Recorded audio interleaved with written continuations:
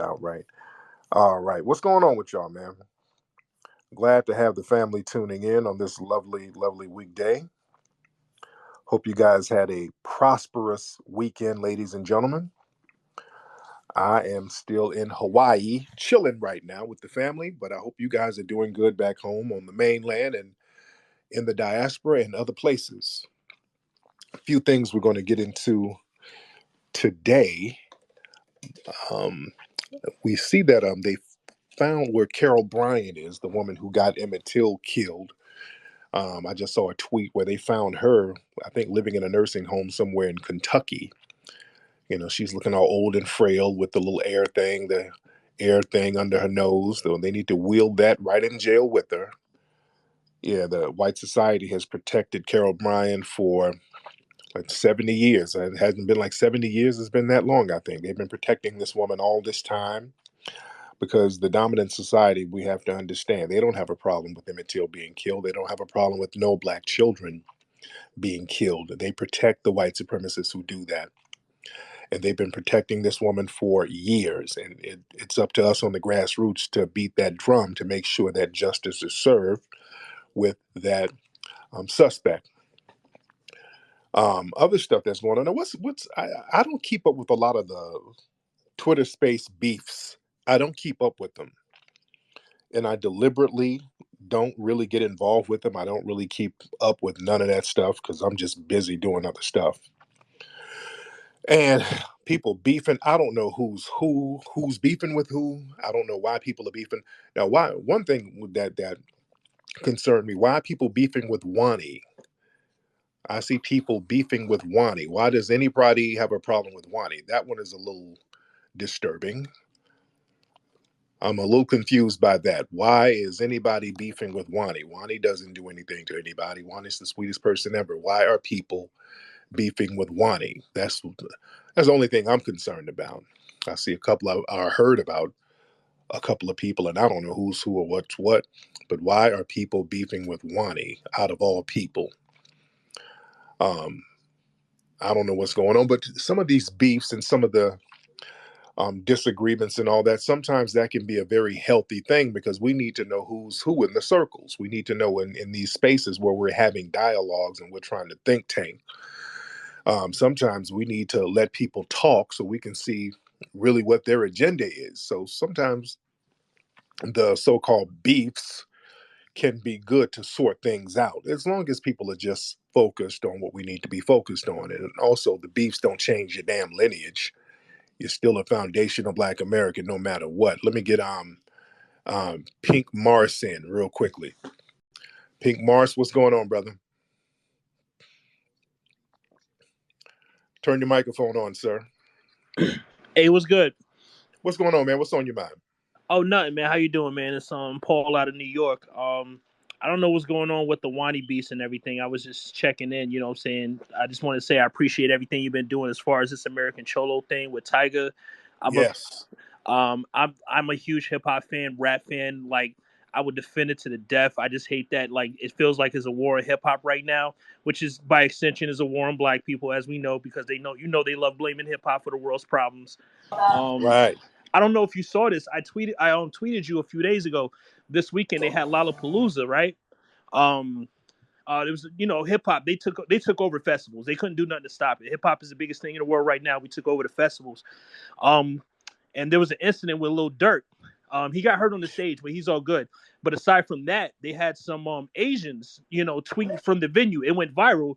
A bunch of Asians got together, was talking about they were getting groped and touched and assaulted by, quote unquote Lil Durk fans. But we all know that's code for black people. You know what I'm saying? Wow. But there was no black people in the crowd. You know what I'm saying? Instead of saying, hey, there's a couple of creeps in the crowd, assaulting us, they're like, oh, be careful. Lil Durk fans. Be Right. careful because the Lil Durk fans, they're rowdy at it, but it was mostly white people, and Lil Durk didn't even finish his set. Okay, I'm gonna look into that, man. Good looking out on that. Yeah, that's interesting. Yeah, but I saw that Lil Durk got hurt at the performance, so I hope he's all right. Shout out to his mom. His mom is an author. She wrote a book and she hit me up. She wanted to promote her book. I forgot the name of her book, but shout out to Lil Durk. Shout out to his mom, and I hope that brother's gonna be all right.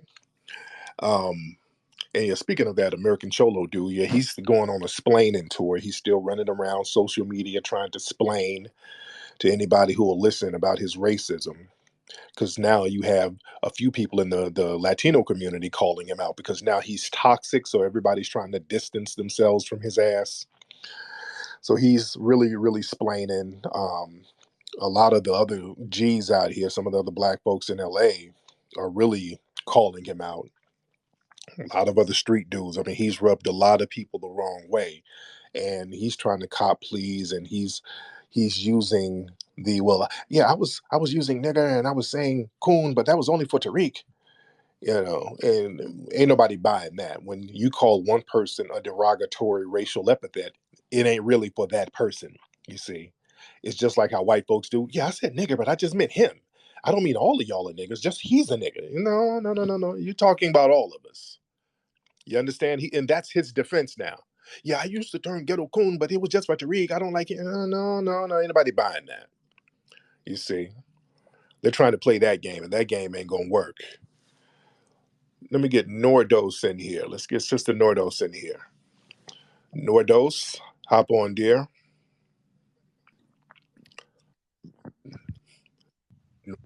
Hey, Nordos, hey, hey, how you doing today?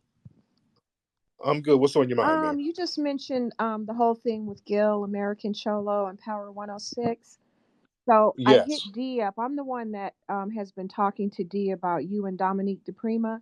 Um, Oh, yes, yeah, yes, yes. yeah, yeah. So can you ask D? I DM'd her today about some action we're taking. It's not to be announced yet, but can you check in with her to see what we're gonna do out here in LA? Absolutely.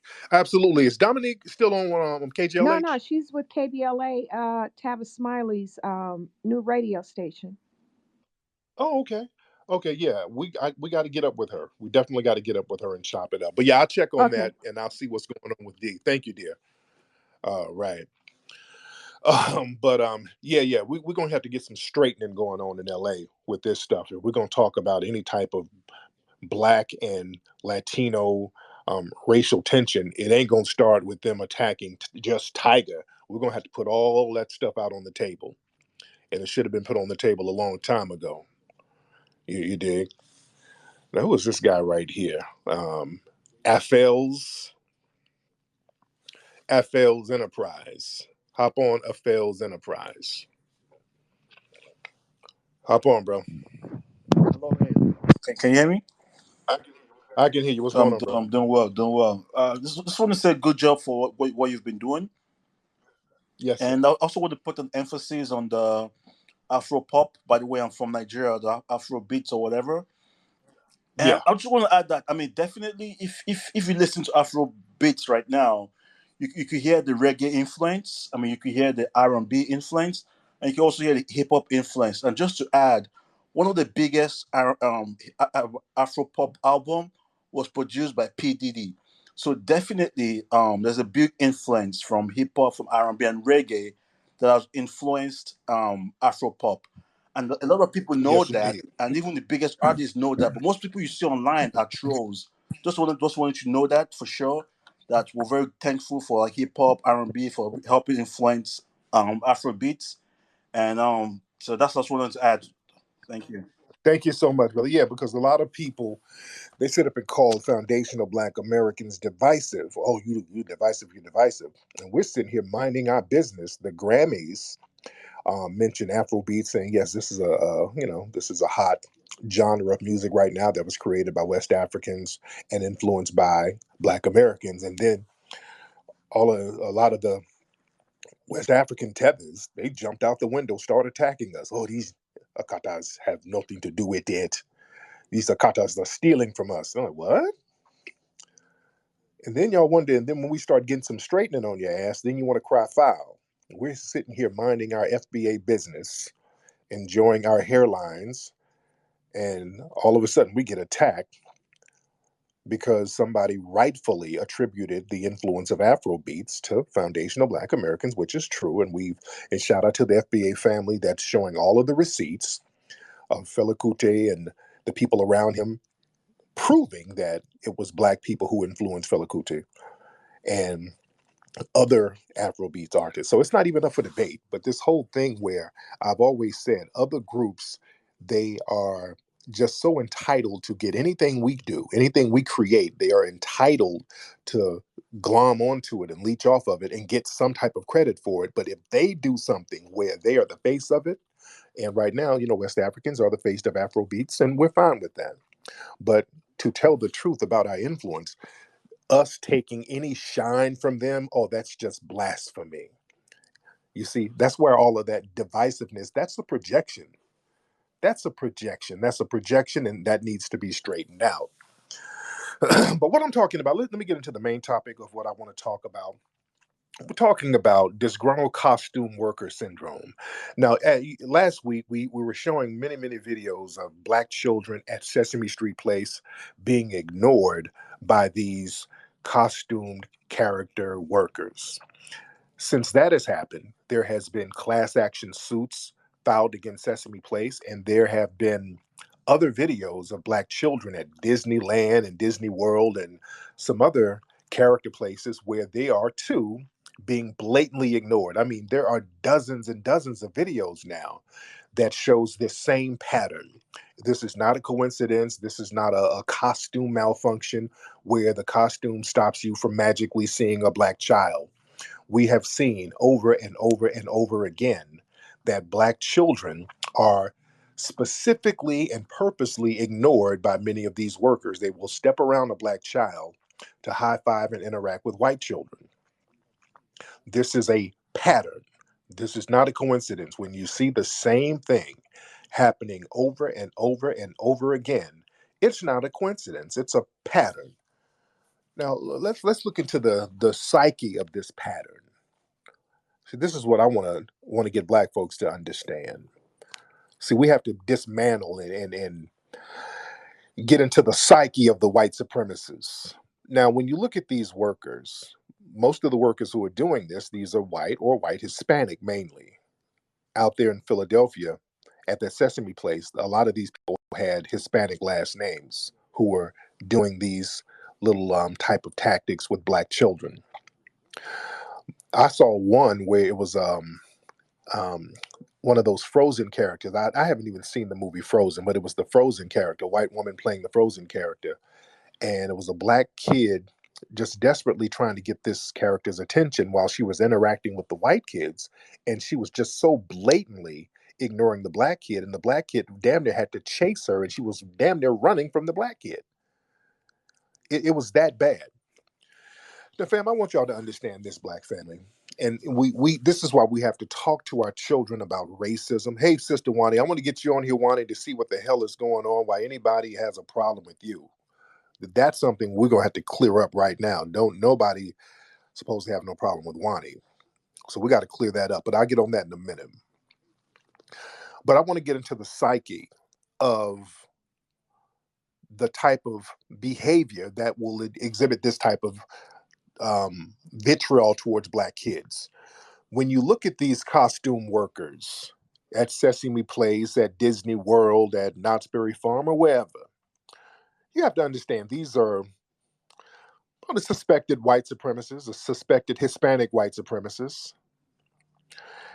They got to get a crappy job dressing as a character, because we forget that it's not really Elmo that's ignoring the kids. It's not Oscar the Grouch that's ignoring the kid. This is a suspected white supremacist in a costume. This is a human being. We got to understand that. And these human beings, they bring their own anti-Black biases and their white supremacist mindsets. So you have a suspected white supremacist who basically has to get a crappy job working as a Sesame Street character. Now that's already a problem as it is, especially as a man. If you're at a bar somewhere and somebody asks you what you do for a living and you say, yeah, I play Elmo at Sesame Place, the cootie is going to dry up. The coochie cats are going to dry right on up, and these dudes, they feel a certain way about that. I've never seen a woman get wet thinking about a dude's Sesame Street Place job. You understand? So these guys feel a certain way about their jobs. They have to dress up as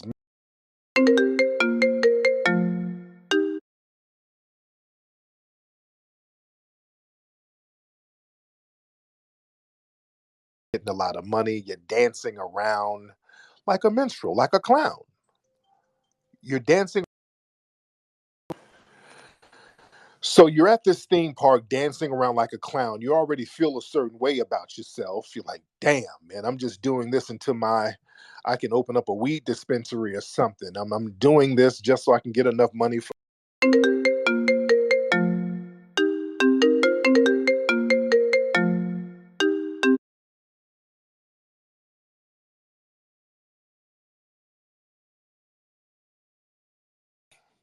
until my dad turns back on my allowance and my trust fund kicks in or whatever. Whatever.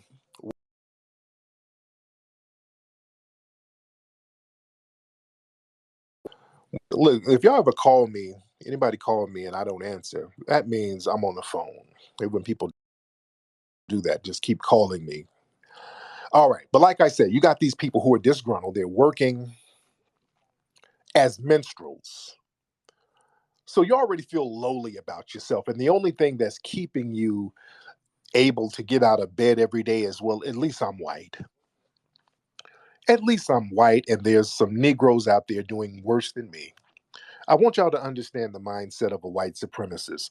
In their minds, like, look, I work as Big Bird at Sesame Place. I wear a hot ass costume. I drive a bullshit ass car.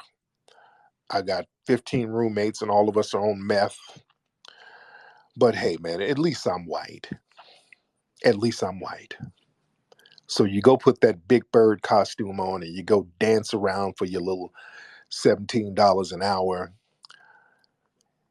You're like, this is so crappy, but hey, man, I'm still white. And you're high fiving all the white kids. And man, I'm up here acting like a minstrel. And then all of a sudden, the black kids show up. And now, as a suspected white supremacist, you got a tap dance for the black kids. That's a bridge too far. You see what I'm saying? You see where I'm going? Now, the fact that you already feel like a buffoon and a clown and a loser because you got this damn suit on. And now the black kids are like, hey, come on over here, Esmeralda. Come on over here, Rosita. So now the black kids want you to tap dance for them. And in your subconscious mind, oh, no, I just can't do it. I'm just going to act like I don't see those little Negroes. I'm going to act like I don't even see them. I just can't do it. The fact that they have to dance and perform for those black kids, that's like suicide to these suspected white supremacists. That's what that's really about. They already feel like losers, and then they got to perform for Negroes. Oh, no, that's a bridge too far. I'll just have to get another freaking job, dude. Can't do it, man. Y'all better understand how deep white supremacy is. They'll just blow up the whole spot before they have to just reduce themselves to a certain degree. If they have that mindset, if they have to reduce themselves to being a minstrel for black people or even black children, it doesn't matter. We got to understand how sick these people are. And we think these are children. Nobody's going to be mean spirited towards children. Y'all got it twisted. I think there was a daycare out there in Georgia where this woman took her child, her black son. I think her son was black, and they were beating the little boy up. And this was a Christian daycare. See, a lot of black folks think if I take my kid to some so-called Christians, we all on the Jesus page, so they're gonna look out for my kid. No, the only religion they worship is white supremacy. Black people, let me say this, and I've said this many times: you don't ever leave your black child in a white person's home. I'm gonna say that, and I'm gonna say it one more time. I keep saying that. You don't ever leave a black child alone in a white person's home. I'm gonna say it one more time, black folks, and I want y'all to hear it. You don't ever leave a black child in a white person's home by themselves. No, that's the most dangerous place you can have a black child. in the home of a white person. Why? Because white people understand they can do whatever they want to do to a black person in their home and nothing is going to happen to them. There's a castle doctrine mentality when it comes to white people in their homes, especially when it pertains to black people. Inside of a white person's home, they can literally do anything. Before anything is done to a white person who's harmed a black person in their home, they got to rack up about 2, 3 dozen bodies before something is done.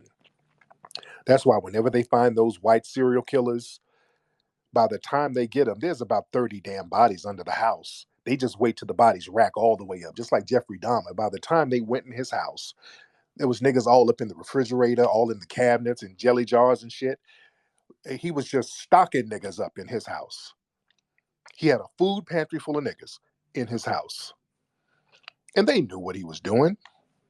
They knew exactly what he was doing, you see. But there's this castle doctrine that happens with white society, where in their homes they can do anything to a black person. Everything is justified.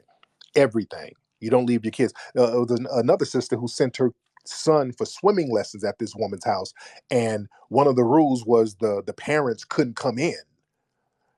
So she dropped her son off, and that should have been a red flag right there that the parents couldn't come in. So the boy went to take swimming lessons at this white woman's house, and the boy ended up drowning. That happened a couple of weeks ago down in Georgia. You don't let your black kids go in a white person's home. That includes a daycare too. You don't do that. Y'all better understand the game out here. Let me get Wani up here real quickly. Again, I ain't gonna be on here too much longer because I'm about to go down here to the beach. Wani, let me get Wani in here real quickly. Wani, hop on, beloved. Hop on real quick, Wani, if you can, dear. And then I'm gonna get a couple of other people on. I see you, Aki. What's up, Wani? Hey, how you doing? How are you, beloved? I need a mental health break. This app is too much. Lord, now why? Who is beefing with you, dear? What problem does anybody have with you, ma'am? Well, I was doing rooms with Sir Major. We did rooms on Clubhouse. He is a loose cannon. He does have a lot of legal issues, but we were just doing rooms. I asked him and the rest of the people to come over to Twitter to do rooms, but as the rooms got better numbers, he just became more and more disrespectful to Secure the Tribe and anyone else because he felt like I don't need to be nice to them. I don't have to respect them. I can do my own thing. And I just couldn't, my words toward him didn't matter. He just kept doing what he wanted to do. Okay, and I see Sir Major here. Let me get Sir Major on here real quickly. Sir Major, what's going on, brother? Sir Major? Hey, good brother. How you feeling? I'm good. Now, Sir Major, what's going on, brother? What's happening from your From perspective? my perspective, first of all, let's be clear. Everyone knows that I love Wani. Everyone knows that. I've always defended her, protected her, and will continue to do so. I've always made that clear, even with our little misunderstanding. I made a dedicated post. Not even it wasn't a love confession, but I appreciate and value you, as so many of us.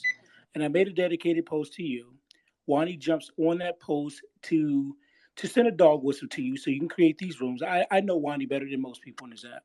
So when she made the post, it was a dog whistle to you to kind of inquire so you can inquire what's going on. This is what Wani wants to happen. Okay. Um, what happened was I had T.S. Gillette on the show, and Gillette. Right. I'm sorry. Yeah, go ahead. Go I ahead. had big silverback T.S. Gillette on the show, and when he came on the show, as always, he finds a way to either mention you, Wani, or myself. Doesn't matter what stage he's on. So when that big linebacker came on the show, he mentioned Sister Wani. I was on a different screen. He referred to Wani as a B word. There were people in the room that addressed this nigga. He was disrespectful. And Wani knows that I'll never let anybody talk about her at all. I've lost relationships. I went at Morgan. I don't know if you know who that is. I've lost a lot of Yeah. relationships over that. Okay. So Wani comes to me when people are bullying her, fucking with her. Wani comes to me. She'll call me and tell me we need to make a room. And I'll always do it, even when I don't want No, to. I don't. So, long story short, Gillette said what he said. It was corrected. Gisette also called another black woman a bitch. That was corrected. And when I heard it, I said, you know what? I'm pulling the plug on this one. You ain't gonna come up here, you big grizzly bear, dogging out real black women. And I removed them off the stage. We end up having a successful room. And at the end of the day, Wani's position was when I said you inspire us, Wani's comment on that post was, who inspired you to let this person, T.S. Gisette, come on the stage and call her a bitch? And I said, Wani, it was checked. It was checked. And so Wani has what Wani's got, her feelings got hurt. I didn't allow anyone to disrespect her. I've gone at that Jessica Nabango lady. My tweets have gone viral in protecting Wani. So this idea that I let a grown man come on stage and violate Wani is just not true. And there are plenty of people in this room now who are willing to get up on stage and say it's not true. Gillette came into a room and even said Wani in the beef with Sir Major. Sir Major did protect Wani. He didn't let me. Major did not let me just call Wani a bitch. T.S. Gisette even said that. So Wani's in a very fragile emotional state. I still love Wani. I'll still protect her. And it's smoke anybody talk shit about her. My thing Got it. was Okay. Wani has my personal cell number. Wani could call me. If Wani felt any type of friction, Wani has my personal number, not a Google Voice number.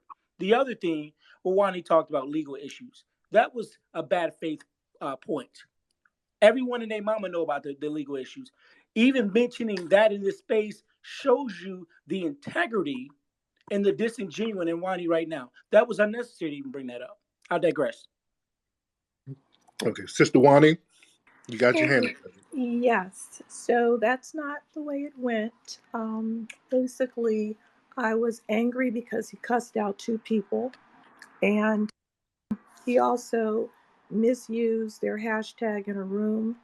And then they commented to me, why was the hashtag used with, to make a fight room with two people that had nothing to do with Secure the Tribe. And when he was simply asked why, he went on a 2-day tirade against the person who asked him why. Then, when someone defended her, he went on a tirade against the man that defended her. So, after he cussed all of those people out, and then he just went on about his way, like, oh, forget all of you. I'm just going to open up a room and have T.S. Giselle in the room calling everybody a B. That's when I said what I said. It was after a whole long series of issues. Got it. May I respond? Go ahead, Sir Major. Thank you. Wani's recollection is kind of clouded. What happened was I had a room, and in that room we had pretty much finished. I got onto Clubhouse and saw some black natives having discourse. What I did was I did have a title with those two people's names in it who were on Clubhouse, and I did hashtag Secure the Tribe. Right. The reason why I did that, as already explained in previous rooms, was because these were black natives who identify or have the same ideology, and I was putting that out there so folks can come into the room. Okay. Um, that's what it was. It was nothing malicious. It was nothing. There was no attacks on Security Tribe. I've never dogged out Security Tribe as Wani described, and everyone in this room knows that that's not true because I always show love, always bring them up, let them co-host. So this idea that I cuss everyone out is just simply untrue. The person who, let's be clear, the person who came at me, which was real reckless, her name is April Showers from Atlanta.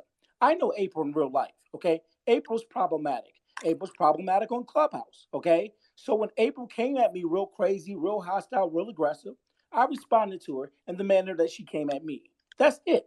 Now, when Wani talked about the other person that defended April, okay, and Wani doesn't even like April, so let's not do that, okay? Wani has Yes, come I to me about do. April, and I'm not gonna No, I get into all have that not. on the Can you stage. Wait, prove that? slow Hold down, on, slow down. we're not getting Wait, into it. We're not wait, getting into wait, it. So wait. Let's slow down, slow down. Slow down. And let me let you land your plane, Sir Major. Then I'll let Ronnie respond. Go ahead, brother. Sir Major, go ahead, bro. Turn your mic on, bro. Yeah, no, it was frozen. Yeah, Mhm. so and then in terms of responding to the other person who so called defended um April Showers, this was a black man who's also from Atlanta who told me who said in a room that was created about me, a negative room. His remarks was, "Oh, and if anybody got a problem with Montana, I'm in Atlanta. Pull up." Now you say that to any black man, that's a damn direct threat. That's a threat. You don't say that to a black man, especially when it's a room created about him and it's a hostile, negative room. And so I responded.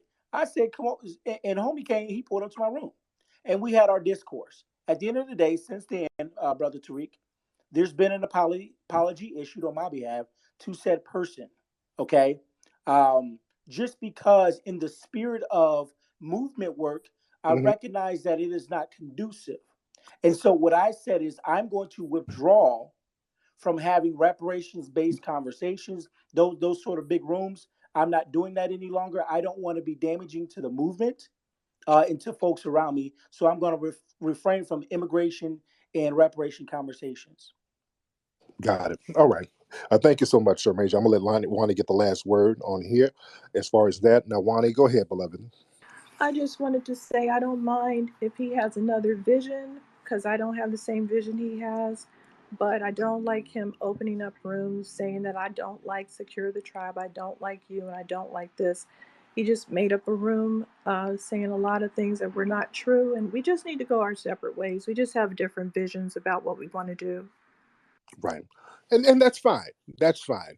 Um, as long as people are focused and just not things are just not up in the air and things are just getting extremely disrespectful, if everybody can kind of agree to disagree, and if they can't see eye to eye on a point, no need for everybody to just go into different rooms dissing each other because it's unnecessary.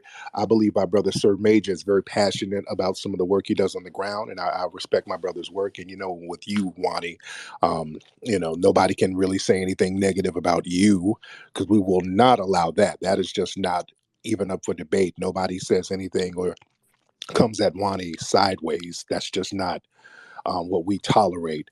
But hopefully, all of the dialogues in the room can be constructive. We want everything to be constructive. We want everything to be focused, and people are doing good works. And when we are trying to build things and trying to do advocacy work and trying to do um, some things to better our society, we're going to have people who are not on the same page, people who don't want to take the same route, people who might have ulterior motives, people who might not be on the same page as far as certain tactics, but as long as we have the end goal in mind. So anyway, I'll land the plane there, but thank you so much for getting on, Sister Wani. So yeah, I just wanted to see, what was happening from the horse's mouth on that one, from the two parties that a lot of people were kind of saying this and that about. And that's part of it, man. Look, whenever we got movements going on and people are focused on certain agendas, sometimes, man, with the strategies, you might not see eye to eye on certain strategies, but at the end of the day, um, we all want to see empowerment. We all want to be empowered, and that's the most important thing. So we shouldn't bicker to the point where we are not empowering each other. You see. Let me get a couple of more calls real quickly, and then I'm going to be up out of here. Who is this? MFJ. Let's get MF.